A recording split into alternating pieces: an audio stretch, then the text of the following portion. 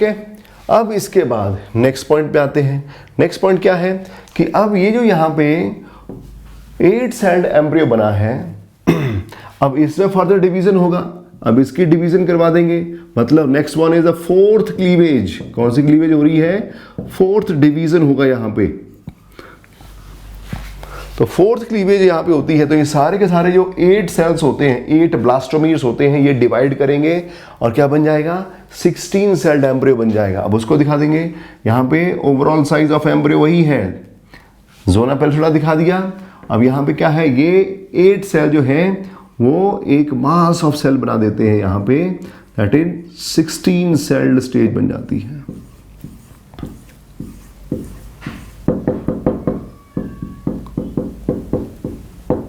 ठीक है, क्लियर?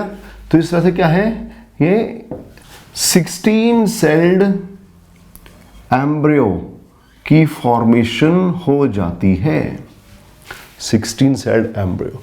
और यहां पे हम देखें, ये जो स्टेज बन रही है, this is called as morula stage. इसको हम क्या बोल देते हैं? मॉरूला कहते हैं, मॉरूला स्टेज। तो मॉरूला जो टर्म है ये कहां से आया है? मॉरूला जो टर्म है ये आया है मलबेरी से। मलबेरी का जो फ्रूट होता है उसकी जो अपीयरेंस होती है वो इस स्टेज से मैच कर रही होती है, दैट्स वाई साइंटिस्ट ने नाम दे दिया मलबेरी से मॉरूला स्टेज। क्लियर? तो मॉरूला को अगर डिफाइन करना हो तो कैसे डिफाइन करेंगे? It is the solid mass of the 8 to 16 blastomeres, 8 to 16 blastomeres. तो जैसे अकॉर्डिंग टू एनसीईआरटी, आपने एनसीईआरटी को फॉलो करना होता है, अदरवाइज जो है कई केसेस में तो क्या वो 16 to 32 सेल्ड को भी मान लेते हैं। क्लियर? बस कंडीशन क्या होती है कि यहाँ पे जो ब्लास्टोमियर्स हैं उनमें कोई कैविटी नहीं होनी चाहिए। क्लियर? लेकिन आपने क्या है, एनसीईआरटी को, जो +2 की एनसीईआरटी है, नीट एग्जाम के पर्सपेक्टिव में आपने उसको प्रिपेयर करना होता है इस टॉपिक को। तो आपने क्या है, 8 to 16 सेल्ड एम्ब्रियो जो बनता है, जो कि एक सॉलिड मास ऑफ सेल्स है। सॉलिड मास ऑफ सेल का मतलब होता है कि सेल प्रेजेंट है, cells are intimately held together and there is no any cavity between the cells. तो ऐसे जो मास ऑफ सेल को हम कहते हैं सॉलिड मास ऑफ सेल्स। ठीक है, तो solid mass of the blastomeres which is having 8 to 16 cells और blastomeres, that is called as morula. क्या बोलेंगे इसको? मॉरूला कह देंगे। And the process of formation of morula is called morulation. तो ये यहाँ पे क्लीवेज हो रही है और क्लीवेज होते होते क्या है, ये मॉरूला बन गया, तो प्रोसेस कॉल्ड मॉरूलेशन।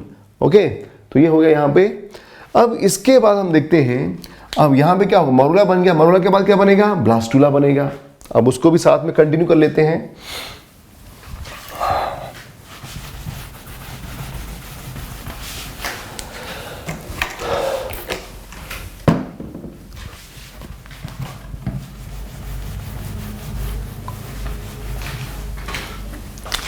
अब ऊपर वाले जो स्टेजेस हैं उनको मैं डीमार्केट कर दे रहा हूं ताकि कंफ्यूजन ना हो लेबलिंग का।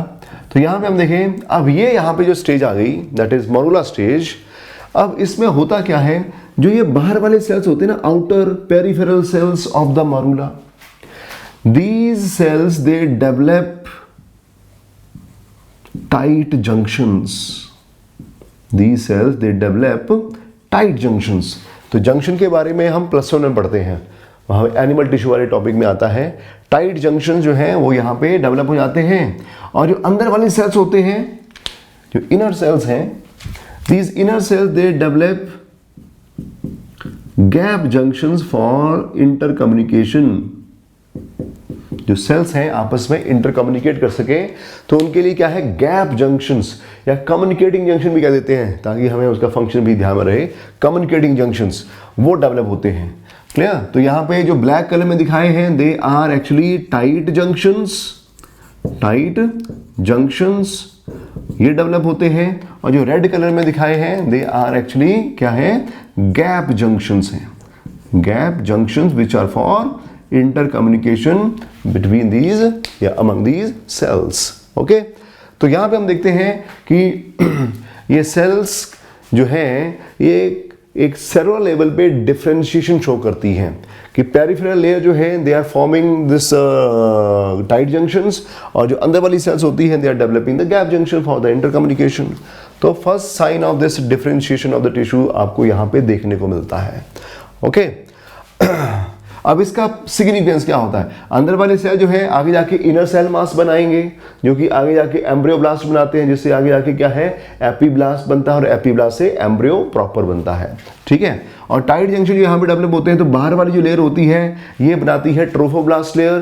तो अंदर यहाँ पे एक कैविटी बनती है because of accumulation of fluid, और वो फ्लूइड बाहर को लीक आउट ना हो उस पर्पज के लिए बाहर ये टाइट जंक्शन डेवलप कर लिए जाते हैं, ताकि लेयर ऑफ द सेल बना है, मतलब ट्रोफोब्लास्ट बना है, उसमें से जो लिक्विड है वो बाहर को लीक आउट ना हो। ठीक है, that is the significance of the formation of this tight junctions and the gap junctions. अब इसके बाद मॉरुला बन गया, तो मॉरुला के बाद क्या होगा? ब्लास्टुला फॉर्मेशन होती है, ब्लास्टुला फॉर्मेशन। तो यहाँ पे हम देखें, अब यहाँ पे क्या होता है कि जो ये यहाँ पे अंदर के सेल्स हैं they start displacing toward the one side, and बाहर वाले सेल जो हैं they start secreting a watery fluid, and there is accumulation of that fluid inside this structure, then there is a formation of a cavity that is called blastocoel, and जैसे वो blastocoel बनता है हम कहेंगे कि मॉरुला जो है वो ब्लास्टुला में या फिर ब्लास्टोसिस्ट में कन्वर्ट हो चुका है। ओके तो ओवरऑल साइज आपने वही बनाना है, क्योंकि अभी तक क्या है जोना पेलिसोटा रप्चर नहीं हुआ है। बाहर वाली लेयर जो है इसको हम अलग से ऐसे दिखा दें। नाउ दिस सेल की लेयर जो बनी that is called as trophoblast. क्या बोलते हैं इसको? It is called as trophoblast layer. Okay, trophic word pertain to nutrition, blast means formation. Okay, तो यहाँ पे क्या है, ये लेयर जो है आगे जाके उस स्ट्रक्चर को बनाएगी, उस लेयर को बनाएगी जो कि डेवलपिंग एम्ब्रियो को न्यूट्रिशन प्रोवाइड करने में इन्वॉल्व होता है। That's why this name is given trophoblast. तो ट्रोफोब्लास्ट लेयर जो है it lead to the formation of the chorion, and chorion layer जो होती है that is the extra embryonic membrane, it lead to the formation of the placenta, that is maternal part of placenta, and that is providing nourishment to the developing embryo। हालांकि placenta के और भी बहुत सारे function होते हैं, वो हम आगे डिस्कस करेंगे।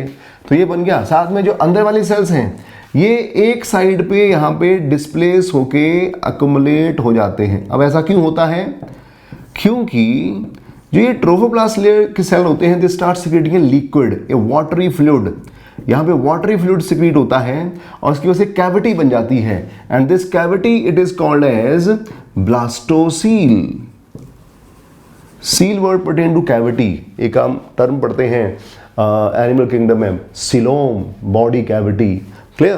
तो ये जो टर्म है सील मतलब कैविटी। तो ब्लास्टुला बन रहा है, ब्लास्टुला में एक कैविटी भी प्रेजेंट है।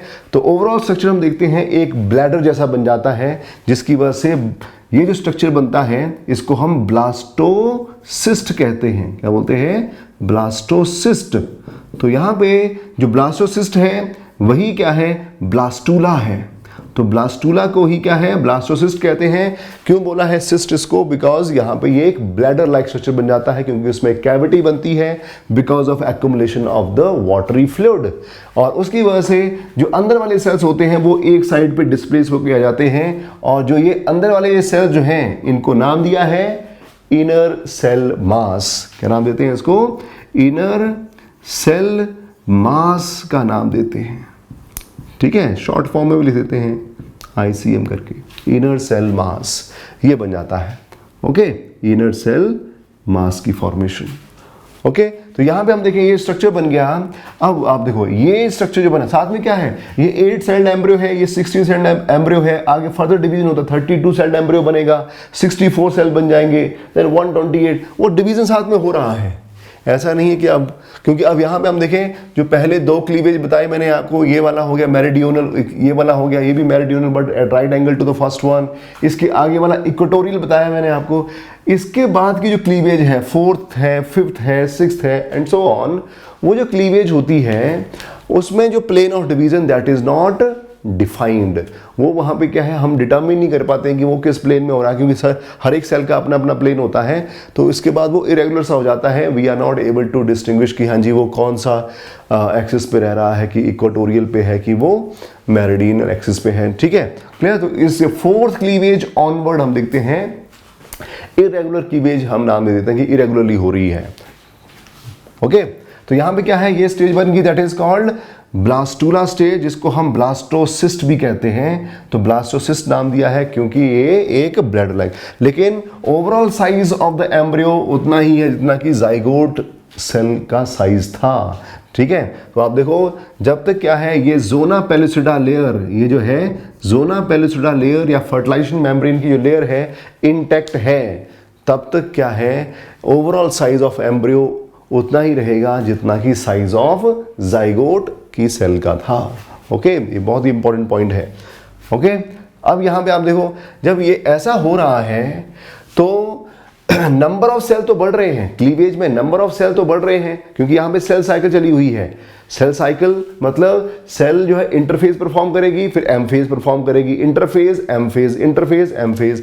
तो यहां पे इंटरफेज एम फेज आ गया, फिर ये दोनों में अब इंटरफेज एम फेज आएगा, फिर इन दोनों में इंटरफेज, ऐसे करके सेल साइकिल चली जाती है इनके साथ। लेकिन ये जो यहां पे जो डिवीजन हो रहा है क्लीवेज वाला, इसमें क्या डिफरेंस है from that of the normal जो सेल एक डिवाइड कर रही होती है। यहाँ पे जो इंपॉर्टेंट डिफरेंस ये आता है कि जब हम सेल साइकिल पढ़ते हैं तो सेल साइकिल में क्या होता है, जैसे हम सेल साइकिल दिखा दें ऐसे करके, ये एम फेज दिखा दिया, एम फेज के बाद नॉर्मली क्या होता है, G1 फेज आता है, फिर एस फेज आता है, फिर G2 फेज आता है। ये भी +1 में टॉपिक है आपका, इंपॉर्टेंट टॉपिक है ये भी, क्लियर। हाँ, तो यहाँ पे क्या है, नॉर्मली ये जो ग्रोथ फेज, गैप 1 या फिर गैप 2 फेज जो है, इनको हम ग्रोथ फेज भी कह देते हैं, क्लियर। तो यहाँ पे हम देखें mitosis, then synthesis of DNA, फिर माइटोसिस, फिर सिंथेसिस ऑफ डीएनए, ऐसे चला होता है काम। और बीच में क्या है, नॉर्मली क्या होता है, जो नॉर्मल सेल्स होती हैं, जो सोमैटिक सेल जब माइटोटिकली डिवाइड कर रही होती हैं, तो G1 phase and G2 phase जो है वो कंसिडरेबल बड़े होते हैं, वो यहाँ पे प्रोटोप्लाज्म की ग्रोथ के लिए रिस्पॉन्सिबल होते हैं, साइटोप्लाज्म की ग्रोथ के लिए रिस्पॉन्सिबल होते हैं। लेकिन यहाँ पे ऐसा कुछ नहीं है। अब आप देखो कि ये जितना साइटोप्लाज्म इस पूरे एम्ब्रियो सेल में है, उतना ही साइटोप्लाज्म यहाँ पे दोनों सेल में है, उतना ही साइटोप्लाज्म यहाँ पे चारों सेल में है, उतना ही साइटोप्लाज्म यहाँ पे 8 सेल्स में है, एंड सो ऑन।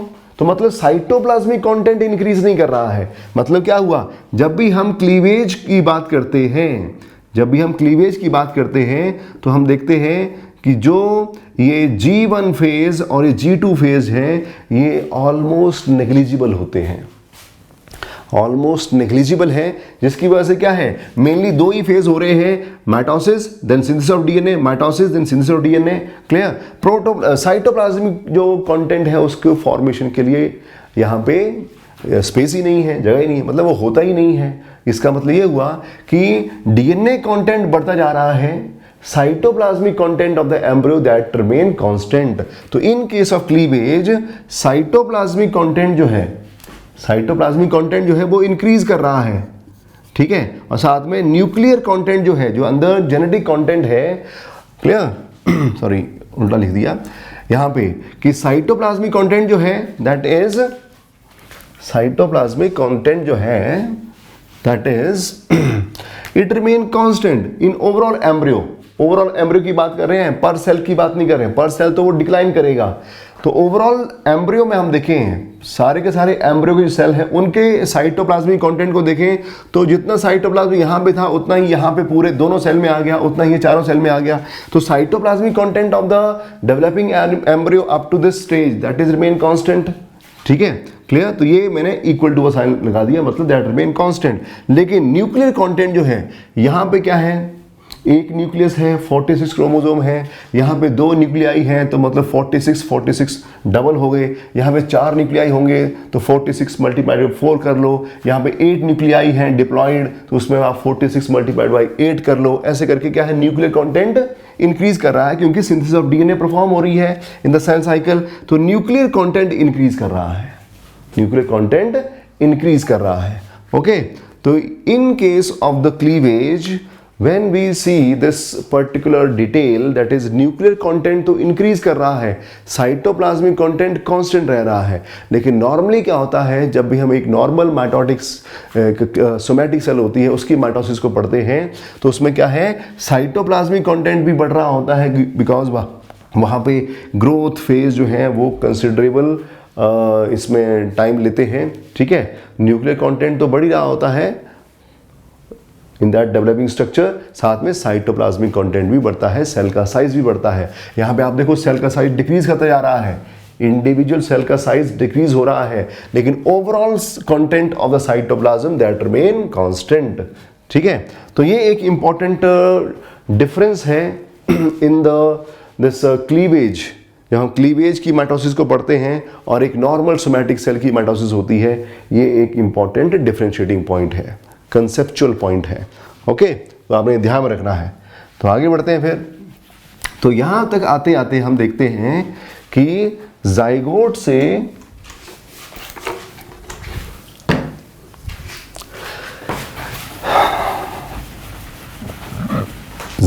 क्या बन गया, जाइगोट से बन गया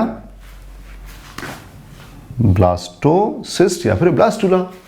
ओके, तो यहाँ पे इनर सेल मास बन गया और बाहर ये ट्रोफोब्लास्ट लेयर बन गई और साथ में यहाँ पे कैविटी बनी that is called blastocoel and having a watery fluid in it. अब इसके बाद क्या होता है, अब ये स्ट्रक्चर बना, अब ये आगे डिवाइड करेगा। ये जो ब्लास्टुला जो है, ब्लास्टुला बन चुका है, अब ब्लास्टुला में आगे फर्दर ग्रोथ होती है। ये यहाँ पे जो ब्लास्टोसील है ये एनलार्ज करती है, जब ये एनलार्ज करती है तो बाहर को हाइड्रोस्टैटिक प्रेशर डेवलप होता है और ये यहाँ पे जो बाहर जोना पेलिसुडा है ये रप्चर होती है और रप्चर होती है और ये डेवलपिंग एम्ब्रियो उस जोना पेलिसुडा से बाहर आ जाता है। It is equivalent to hatching of the chicks from the egg. Clear, तो ये इसको हम हैचिंग भी कह सकते हैं। क्लियर, कि ये यहाँ पे डेवलपिंग एम्ब्रियो इस एग मेम्ब्रेन से बाहर आ रहा है तो उसको हम हैचिंग के इक्विवेलेंट मानते हैं, जो कि जैसे बर्ड्स वगैरह में हम देखते हैं हैचिंग होती है तो उसके इक्विवेलेंट मानते हैं। तो यहाँ पे क्या है, हम बात करेंगे there is enlargement of the blastocoel, ये एनलार्ज करेगी। ठीक है, तो next is enlargement of the blastocoels और अल्टीमेटली क्या है, there is rupturing of the zona pellucida, there is rupturing of zona pellucida layer. ठीक है, ये रप्चर करती है because of the enlargement of the blastocoel. जब ये हो रहा है तो अब इसको यहाँ पे दिखाएं, मतलब क्या है, अब ओवरऑल साइज ऑफ एम्ब्रियो बढ़ रहा है क्योंकि अब जोना पेलिसुडा रप्चर हो गई है। तो डायग्राम हम ऐसे दिखा देते हैं। नाउ द साइज आपने इससे बड़ा दिखाना होता है।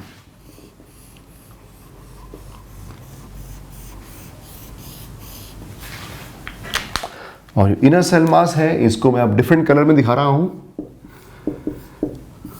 Along with it number of cells बढ़ते जाएंगे, 32 से 64, देन 128 एंड सो ऑन, ये बढ़ते जाएंगे। तो यहाँ पे क्या है, ये स्ट्रक्चर बन गया और ये जोना पेलिसुडा रप्चर करके दिखा दिया हमने यहाँ पे। तो ये दिखा दिया हमने, ये क्या है, that is again inner cell mass, जो ये वाला स्ट्रक्चर था इनर सेल मास। यहाँ पे ये दिखा दिया हमने there is trophoblast layer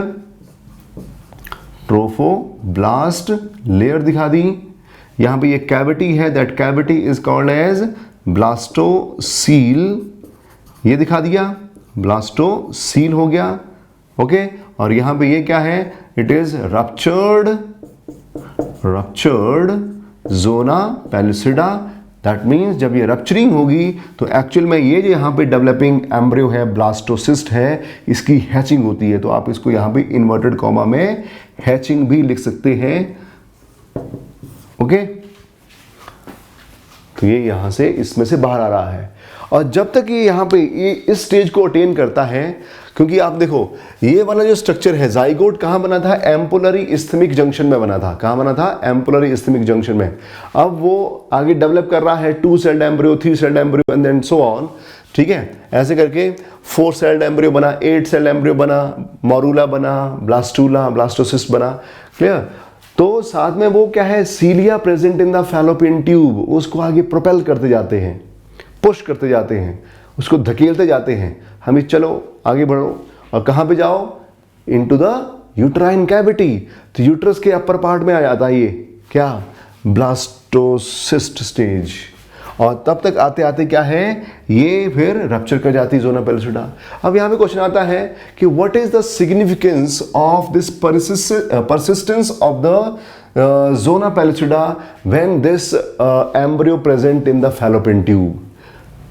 question समझ में आ रहा है कि जो ये यहाँ पे कि ज़ोना पेलिसिडा है, जब तक वो एम्ब्रियो फैलोपियन ट्यूब में है तब तक क्या है, ज़ोना पेलिसिडा परसिस्ट करती है, और जैसे ही क्या है वो यूट्रस तक पहुंचता है तब जाके क्या है, ये rupturing of the zona pellucida perform होता है।